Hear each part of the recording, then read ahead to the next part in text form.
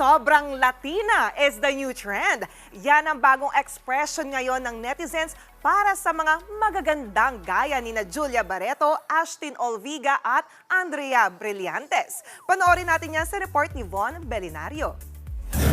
Sobrang Latina! Certified Latina na ba ang lahat? Kung babad ka sa TikTok, siguradong narinig mo na ito. Ang ganda-ganda mo. Gaya ng entry ni Julia Barreto.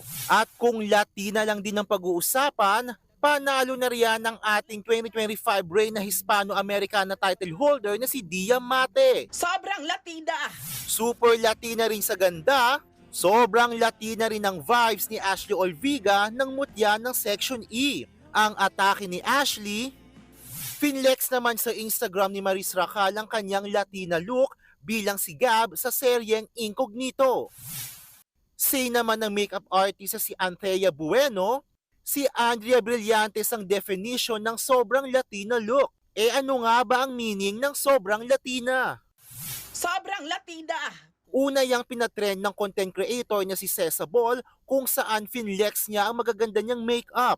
Muñeca! Latina! Gorgeous! And speaking of Latina, maglalabas ng kanta ang nation's girl group na BINI at Spanish-Mexican superstar na si Belinda. Yan ang Blink Twice, but make it Latina. Pero me guiño el ojito y me está gustando. Nagbabalita mula sa Frontline, Von Belinario, News 5. Mga kapatid, Jania Lipon po, laging maging updated sa latest sa entertainment and lifestyle para maging una sa balitaan.